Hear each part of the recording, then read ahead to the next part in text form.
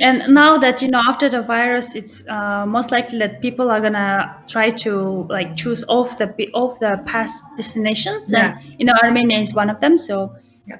it could be a next opportunity. Yeah, I hope so. We'll see. What do you think about relationships? Again, when I was in Tbilisi, I met this Russian girl, Mhm. and she was dating Armenian guy. Yeah. And she was telling me that he was the most caring boyfriend she ever had. For example, she lives in Tbilisi, and then he lives somewhere in Armenia. And then every weekend, he would drive for 6 hours to Tbilisi in order to bring her fresh milk. And I was Oh, like, wow. oh, that's so cute. Yeah, yeah.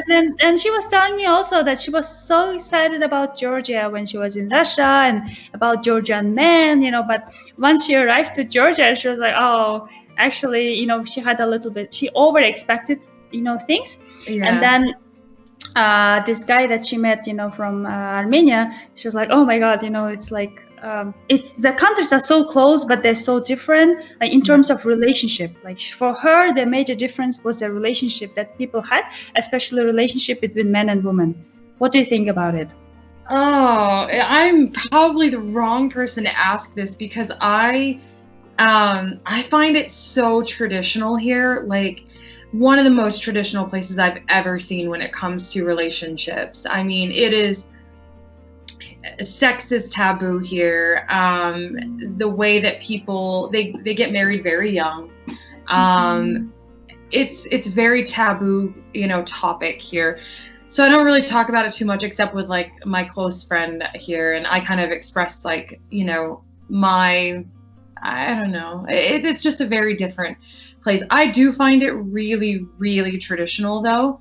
It is very much a patriarchal society, so the guys do dominate the relationship far more than the female. Times are changing slowly, but I do find that it's still a huge thing here. I don't know anything about Georgia or anywhere else in the Caucasus when it comes to guys. I just see what I like observe here, and I'm pretty good perception. I have pretty good perception of things.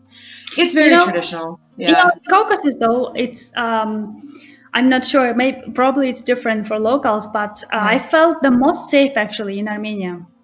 I do too, actually. Yeah. Yeah, when I was traveling in Georgia, I had like oftentimes actually, somebody hitting on me, and sometimes, oftentimes, it's somebody so much older than I am. And I was always, I'm always like wearing just the same pants, and I look like I don't know, I look like a hitchhiker, in my, and there's like a hole in my pants, and then I have a backpack which it got torn, so I had to fix it a few times. I mean, and I don't put any makeup, and yeah. And then I was so surprised myself. But when I was in Armenia, nobody hit on me. So I was like, oh, maybe I'm not sure. I was like, oh, maybe I look like, maybe now I'm looking like much more tired than I was at the beginning of my trip. I even like started looking around, but yeah, it was very interesting, like in terms of perception. Yeah, it's okay. So it's a bit strange. Like I felt in Georgia, I felt people were screaming across the street at me on things like that back in the day, and it actually like took a mental toll on me. When I got here, they still hit on you in inappropriate ways, but it's a subtle kind of way. So I still find it here. I find it like, for example, here's something that they do here that I've not experienced anywhere else.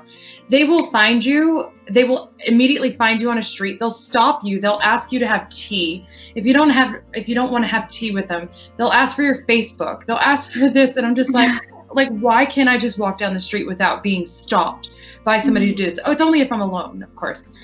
I have every day I get 10 to 20 Facebook messages and requests from Armenian guys who just see that I live here, which is a bit disturbing. You don't experience that anywhere else. It's quite disrespectful in most societies to do that kind of stuff. So that is kind of what I experience here. So it's a bit more subtle than what I experienced in Georgia. In Georgia, it was like a shouting at you across the street. It just seemed like more in your face, whereas here it's done, but it's in a different way. So I definitely experience it here, but I feel safe here. So I don't feel like somebody's going to, if I say no, like I don't like, get away from me or whatever, like nobody usually is going to follow me down the street. Like, I don't feel uncomfortable with that, which is a really good thing. So, but I would say that, like, I have had some girlfriends come here, multiple of them, and they've been in some unfortunate situations with men in villages. So I can say, just keep your guard up. Unfortunately, that's what women have to do when we travel, which is really unfortunate, but it's the case anywhere. And in the villages here, there is definitely a different type of man sometimes who definitely has a different view on women. So if you are here, definitely keep your guard up. Unfortunately, that is still a problem sometimes in remote areas, but I don't feel unsafe anywhere here at all. I feel like, but I don't really put myself, I'm not usually out there hiking alone or anything like that, just to say. So I can't speak for somebody that goes out and does those kinds of activities alone, but I haven't felt uncomfortable for the most part anywhere here. For full episodes, go to solopacker.com.